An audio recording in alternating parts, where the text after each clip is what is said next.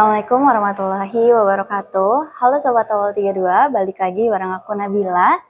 Pada kesempatan ini kita akan bincang-bincang membahas sebuah buku yang menarik.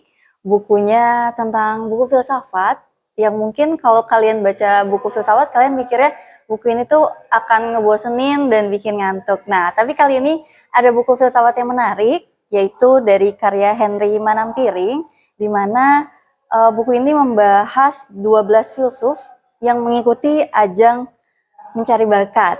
Nah, tentunya kalau membahas buku ini nggak afdol ya kalau kita nggak mengundang ahlinya. Nah, di sebelah saya udah ada Pak Andika, Kepala Perpustakaan SMA Negeri 32 Jakarta. Halo Pak Andika, gimana kabarnya hari ini? Alhamdulillah, sehat-sehat. Alhamdulillah. Nah Pak, sebagai Kepala Perpustakaan, tentunya Bapak kan sangat selektif sekali nih dalam memilih buku-buku yang layak untuk dibaca siswa maupun guru dan tendik lainnya di perpustakaan ya Pak. Nah, alasan Bapak kali ini ingin mengulas filsafat punya bakat karya Henry Manampiring tuh apa sih Pak? Apa hal yang menarik dari buku ini Pak untuk dibaca oleh siswa-siswa ataupun guru di sekolah ini? Baik, terima kasih Kak Nabila atas pertanyaannya. Ini pertanyaan yang luar biasa. Ya, mengapa saya menghadirkan buku ini di perpustakaan SMA Negeri 32 Jakarta? Yang pertama, bagi kebanyakan orang, filsafat itu dianggapnya sesuatu hal yang berat, yang memusingkan, yang membuat jenuh, mungkin bosan, ya. Apalagi kesannya bahwa kalau bicara filsafat, berpikir filsafat itu sesuatu yang apa ya, berat, Iya, betul, sesuatu Pak. yang luar biasa, wah, apa ya, sulit dipikirkan Iya, gitu. betul. Nah, ini ada buku baru dari Henry Manampiring, ya kita kenal Henry Manampiring itu sebagai penulis filosofi Iya, teras. Pak, itu Nah, bukunya pernah sangat baca? bestseller ya, Pak. Ya. Nah, di buku Filsafat Punya Bakat ini ada sesuatu yang unik, yaitu adalah buku ini menghadirkan filsafat itu dengan sesuatu yang ringan untuk dibaca, layaknya kita menonton sebuah pertunjukan audisi bakat. Ya, sebut saja misalkan kita kenal Indonesian Got Talent, Oh iya. ya semacam itu. Ya, jadi ini 12 filsuf ini di hadapan 4 juri, mereka menampilkan filsafat yang mereka punya dan meyakinkan kepada juri bahwa filsafat mereka lah yang paling berguna bagi kehidupan manusia. Nah, Wah. itu. Jadi kira-kira seperti itu isinya. Oh, jadi dia formatnya kayak reality show gitu Iya, ya, Pak. kayak reality show. Wah, ini menarik banget, Pak, karena sebelumnya saya jarang nemu yang membahas buku filsafat dengan format seperti ini Nah, ya, iya. Pak. Jadi ini ada fiksinya. Fiksinya adalah ya sudah jelas bahwa ini kan filsafat ini para filsuf ini hidup dari mulai zaman yang Yunani kuno Ya. sampai masuk abad pertengahan, lalu masuk ke zaman keemasan Islam, lalu sampai ke zaman modern. Artinya rentang waktunya ini ribuan tahun. Nah, di sini digambarkan bahwa filsuf itu seolah-olah hadir di saat yang bersamaan di dalam sebuah Oh acara iya, betul, menarik, menarik. audisi bakat tersebut gitu ya. Memang fiksinya di situ. Bagaimana Henry Manampiring itu menampilkan para filsuf ini tampil layaknya mereka menyuguhkan apa ya, kehebatan mereka masing-masing dalam berfilsafat gitu. Nah, ini kalau kalau kita baca itu ringan sekali. Jadi seperti percakapan sederhana saja, tidak berat, bahasanya pun bukan bahasa-bahasa filsafat yang bahasanya itu mungkin kita butuh kamus untuk menerjemahkan. Namun di sini seperti dialog-dialog ringan sehingga kalau dibaca sama siswa itu apa ya, nyaman, enak bagi siswa kali ya. Maksudnya mereka itu membacanya dengan Lebih mudah lebih dicerna mudah ya, Pak. dicerna. Itu dia untuk kalangan Betul, siswa betul. yang apalagi sekarang Gen Z atau Gen Alpha ya kan. Iya, Nah, yang betul, Pak. usia-usia di bawah 20 tahun. Nah, ini mudah sekali mencerna dan mudah nyangkut di otak. Nah, itu dia. Nah, mungkin itu strateginya dari si Mas Henry Manampiring ini, Pak, Iya. supaya anak-anak Gen Z itu lebih tertarik baca buku-buku filsafat. Iya. Nah, Pak, di buku ini kan dibahas 12 filsuf ya, Pak, Iya. tadi ya. Nah, dari ke-12 filsuf ini, mana yang paling menarik perhatian Bapak atau jagoan Bapak yang mana nih dari 12 filsuf ini kira-kira? Oke, baik. Nah, jadi gini, kalau kita udah habis baca buku ini, nanti di bagian akhir itu ada dikasih barcode ya, kita scan. Nanti kita akan masuk ke satu web gitu. Di situ akan ada votingnya. Oh, ternyata kita bisa Bisa ikut voting, bisa ikut juga, Pak, voting. ternyata. Oh, menarik, Jadi Pak. kita layaknya jadi juri gitu di bagian akhir. Oh Ya, iya, betul. nah. Wah, menarik. Ini seru sih, Pak. Ya, Jadi itu. kayak Jadi, kita iya, ada di dalamnya di ya. dalamnya. Jadi soalnya kita ikutan juga nih dari 12 menarik, filsuf yang Pak. kita baca, mana nih yang kira-kira paling relate, paling berdampak lah dalam kehidupan sehari-hari kita, apalagi di zaman modern sekarang Iya, gitu. betul. Nah, itu. Baik, kalau saya boleh saya ranking, mungkin dari pendapat saya juga bisa kelihatan kira-kira saya milih yang mana di voting tersebut gitu. Ya, Pak. Ini ada beberapa filsuf yang bagi saya itu saya berkesan, ya berkesan. Saya tidak, tapi supaya nggak spoiler saya lebih kemana, biar saya ngurut aja dari urutan ini ya, penampilan. Jadi kan ini ada 12 filsuf, Iya, betul.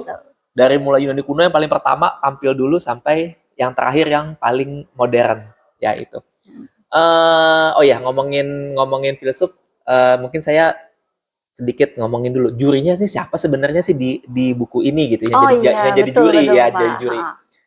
Nah, uniknya ini adalah jurinya ini ternyata memiliki karakter yang beda-beda dan latar belakang yang beda-beda. Nah, ini menariknya di sini. Yang pertama ini namanya Pasion. Pasion ini seorang agamis ya. Jadi dia seorang Kristen yang taat ya.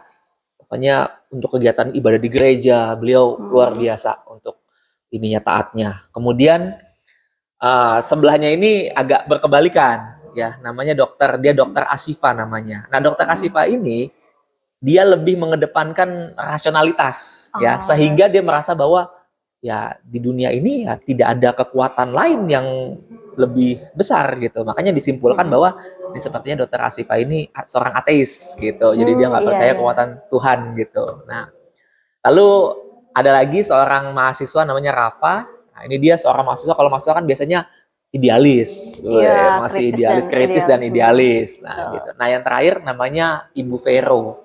Ibu Vero ini sepertinya kalau saya baca itu dia kayak punya jabatan tinggi di perusahaan gitu. Jadi memandang CEO gitu ya, Pak? iya, CEO semacam itu. Jadi memandang sesuatu itu dengan standar yang jelas, yang tinggi, yang ketat. Nah, itu dia. Jadi bisa kita bayangkan bagaimana berempat ini mereka saling berdiskusi, baik itu sesamanya dan juga berdiskusi dengan para filsuf yang hadir di hadapan mereka. Nah, kembali lagi, kita bicara mengenai mana filsuf yang paling berkesan untuk saya. Ya, kalau yang pertama, yang paling berkesan itu, nah ini urutan, ini berdasarkan urutan ini ya, urutan penampilan. Itu ada Plato, ya, ada Plato judulnya Bahaya Demokrasi. Bahaya Demokrasi. Ya. Ini sangat menarik nih Pak, karena negara kita negara demokrasi. Ya kan.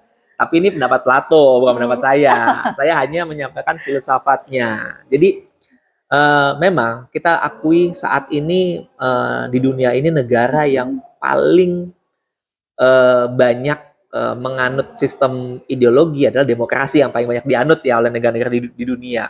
Ya, tandanya demokrasi adalah dengan melalui adanya pemilihan umum.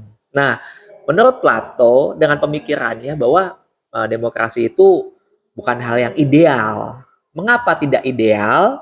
Karena bagi Plato itu demokrasi ada kelemahan. Kelemahannya apa? Kelemahannya itu adalah ketika seseorang terpilih itu bukan karena kompetensi, tapi karena popularitas. Nah, ya kan, karena demokrasi itu ya dihitung berdasarkan pemilih, ya kan, siapa yang voting tertinggi, pemilih tertinggi, maka dialah yang terpilih. Meskipun kita tidak bisa menjamin bahwa orang ini punya kompetensi yang baik untuk menjadi seorang pemimpin. Nah, itu singkatnya dari Plato gitu ya. Dia punya alasan juga seperti apa sebenarnya pemimpin menurut Plato yang ideal. Nah, bisa dibaca di bukunya.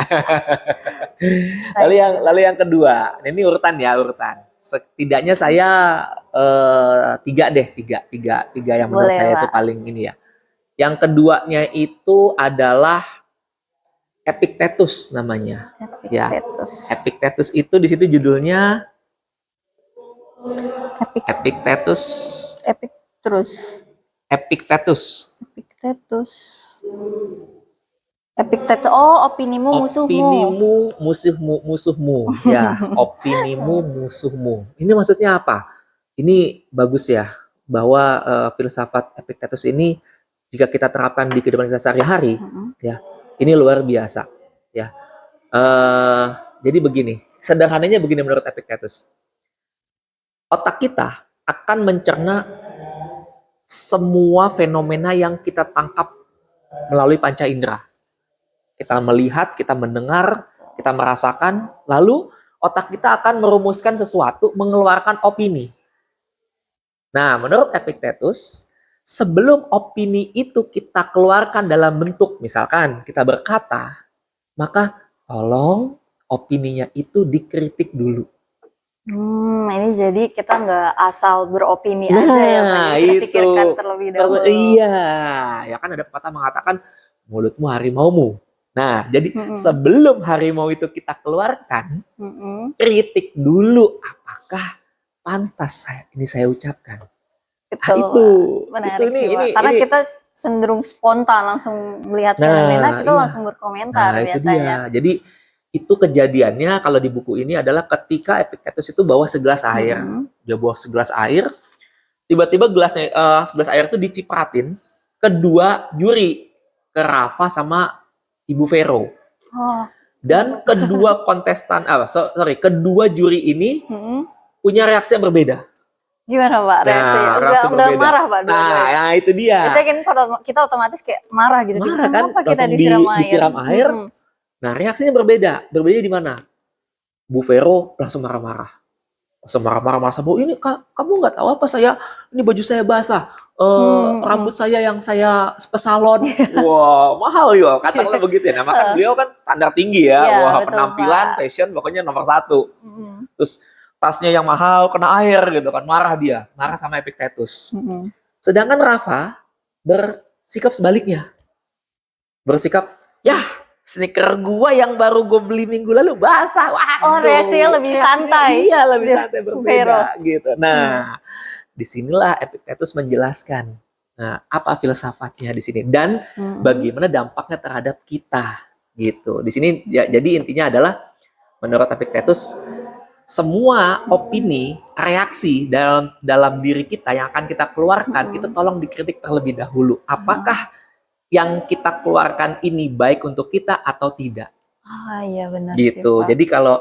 Jadi di sini kayaknya Epictetus ini lebih bersumber pemikirannya dari filsafatnya Stoicism. Iya, nah kalau di bukunya Nirmana Piring sebelumnya yang filosofi teras, nah itu kan Stoicism. Jadi ada hal-hal yang sebenarnya di luar kehendak kita. Iya, betul. Jadi si Epictetus ini merasa bahwa jadi Epictetus ini menganggap bahwa saya nyiram Anda itu Anda nggak punya kendali untuk menahan itu gitu. Karena di luar kendali kita.